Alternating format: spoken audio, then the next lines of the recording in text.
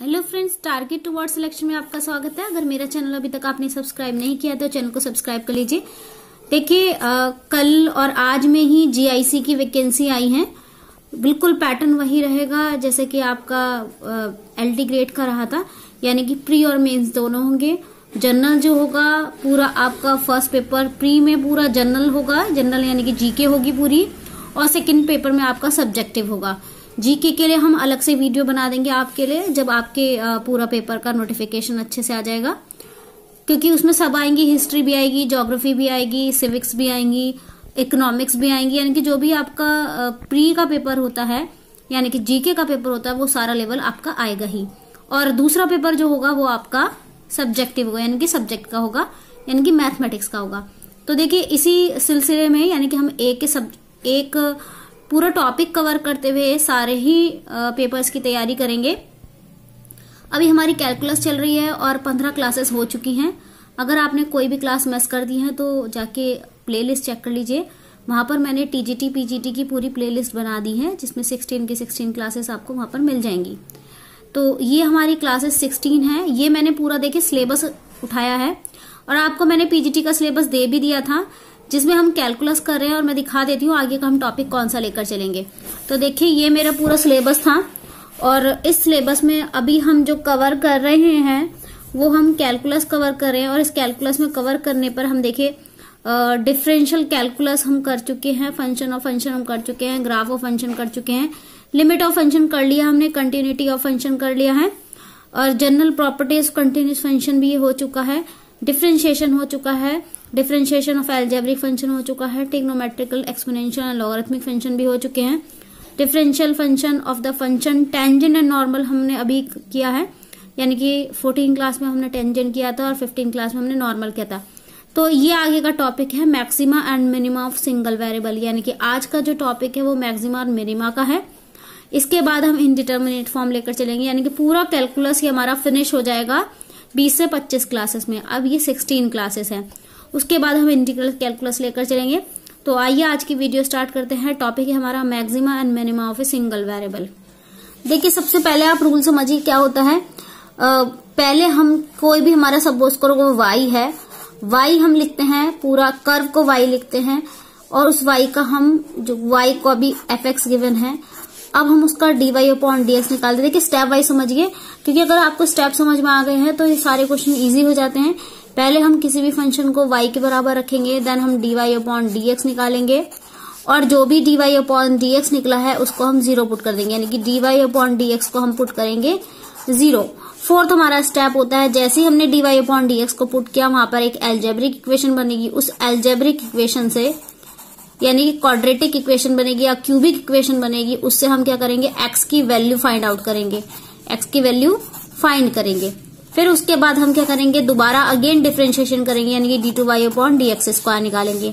6th हमारा point है, अब d2y अपॉन dx स्क्वायर की वैल्यू एट x पर निकालेंगे, यानी कि जो हमारी x की वैल्यू आई थी वहां पुट करेंगे। इसके बाद जो कंडीशन होती है, 7th कंडीशन में फर्स्ट पार्ट है और सेकेंड पार्ट है, यानी कि अगर d2y अपॉन dx स्क्वायर की वैल्यू ग्रेटर देन 0 हो जाती है, यानी कि पॉजिटिव आ जाती है, दैट्स मीन जो फंक्शन होगा वो मिनिमम होगा। और अगर हमारी d2y अपॉन dx स्क्वायर की वैल्यू लेस देन 0 आती है, यानी कि नेगेटिव आती है, तो जो हमारा फंक्शन होगा वो मैक्सिमम होगा।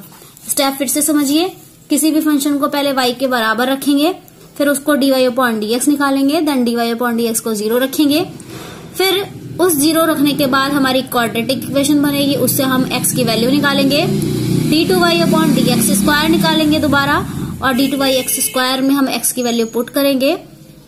अगर हमारी वैल्यू नेगेटिव आती है तो हमारा फंक्शन होगा मैक्सिमम, और अगर पॉजिटिव आती है तो फंक्शन होगा मिनिमम, यानी कि अपोजिट होता है, और उस पर हम पूरी वैल्यू निकाल सकते हैं। तो आइए क्वेश्चन लेते हैं। पहला क्वेश्चन लेते हैं। हमारा फर्स्ट क्वेश्चन है, हमारा फंक्शन गिवन है हमें f x equal to 9x square plus 12x plus 2। तो हम इस पर फंक्शन लेकर चलते हैं, देखते हैं कि हमारा मैक्सिमम होगा या मिनिमम होगा। तो देखिए, पहले में से y की इक्वलेंट मानूंगी, फर्स्ट स्टेप ये हुआ 12x प्लस 2, फिर इसका dy अपॉन dx करेंगे, यानी कि सेकेंड स्टेप करेंगे, तो देखिए डिफरेंशिएशन कैसे निकलता है, एक्स स्क्वायर का होता है 2x और 9 दूनी 18x प्लस 12x यानी कि 12। ये हमारा डिफरेंशिएशन हुआ, ये फर्स्ट स्टेप था, ये सेकंड है। अब थर्ड निकालेंगे। देखिए थर्ड स्टेप में क्या था, हमने dy/dx को 0 रखा, 0 पुट किया तो हमारा इक्वेशन क्या आ गई, 0 is equal to 18x plus 12 and 18x is equal to minus के 12, x इक्वल टू माइनस के 12 अपॉन 18। 2 छिंग 12, 2 नम 18, 2 3 दूनी 6, 3 तिया 9, यानी x की वैल्यू कितनी हो गई, माइनस के 2/3। ओके, अब हमने क्या निकालना है, फोर्थ स्टेप निकालना है। हम फोर्थ स्टेप में क्या निकालेंगे, d2y/dx स्क्वायर निकालते हैं। निकालिए, dy/dx था ये और हमने यहाँ पर वैल्यू निकाली तो आंसर कितना आया, 18। अब देखिए इसमें x तो आया ही नहीं वेरिएबल, तो हम पुट कुछ नहीं कर सकते, ये हमारा आंसर पॉजिटिव ही आ गया।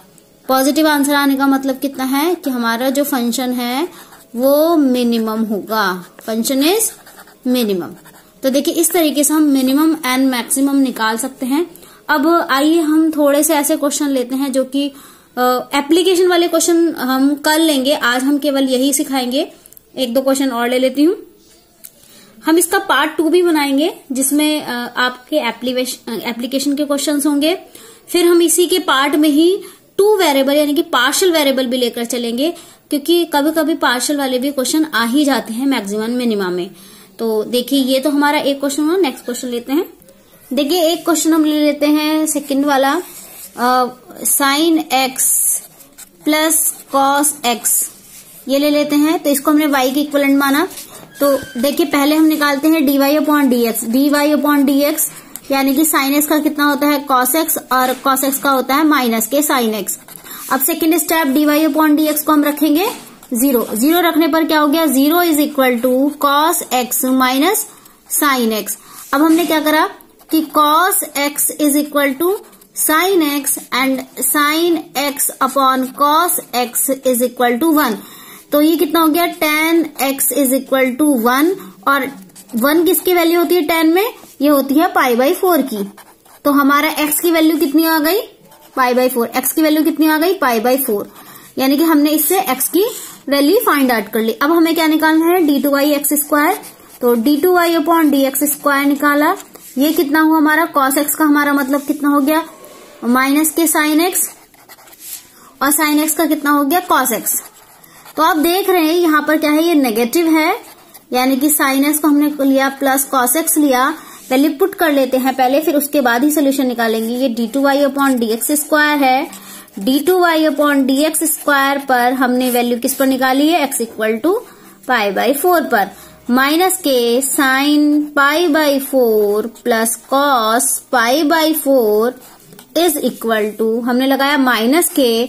देखिए sin π/4 की वैल्यू क्या होती है, 1/√2, और cos की भी 1/√2। दैट्स मीन कितना हो गया, माइनस के 2/√2। यानी कि अगर हम इसको क्रॉस मल्टीप्लाई करें तो यहाँ भी √2 और यहाँ भी √2, यानी कि माइनस के √2। ये आपका सोल्यूशन हो गया, यानी कि नेगेटिव वैल्यू आई।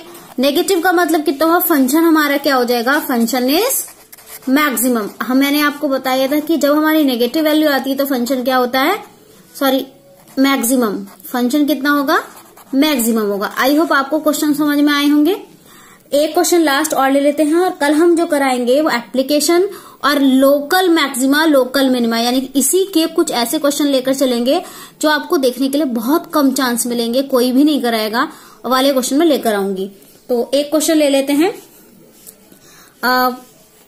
हमने एक क्वेश्चन लिया है gx is equal to log x, ये हमारा थर्ड क्वेश्चन है।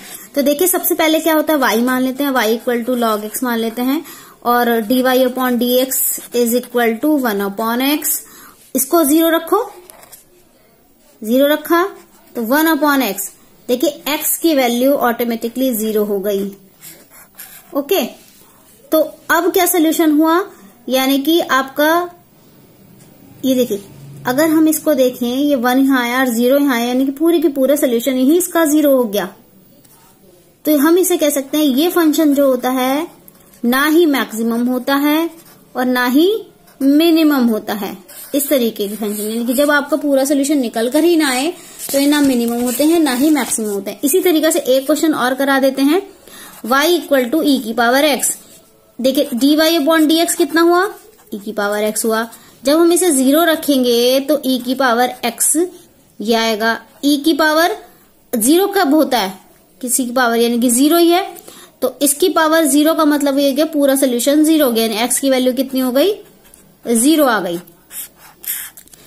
तो हम जब भी इसका फंक्शन रखेंगे तो ना ही ये मिनिमम होगा ना ही मैक्सिमम होगा, यानी कि पूरा सोल्यूशन ही नहीं निकलेगा। तो इसको हम कह सकते हैं ये फंक्शन ना ही मैक्सिमम है और ना ही मिनिमम है। आई होप आपको आज की वीडियो पसंद आई होगी। कल हम फिर से नेक्स्ट वीडियो यानी कि पूरा लोकल, मिनिमा, मैक्सिमा ये सब लेकर आएंगे और पूरी वीडियो को यहाँ पर फिनिश करेंगे, यानी कि मैक्सिमम मिनिमा का छोटे छोटे टाइम्स में समझाऊंगी, 2 या 3 पार्ट में समझाऊंगी। तो तब तक के लिए मुझे आज्ञा दीजिए। Thank you so much video देखने के लिए। शेयर करना मत भूलिएगा और आप छोटे छोटे टॉपिक पढ़ते रहिएगा जिससे कि आपका सोल्यूशन आता रहे। और अगर आपको कोई भी परेशानी है किसी भी टॉपिक में तो प्लीज कमेंट बॉक्स पे जरूर लिखिएगा, क्योंकि हम आपका सोल्यूशन जरूर देंगे। Thank you so much.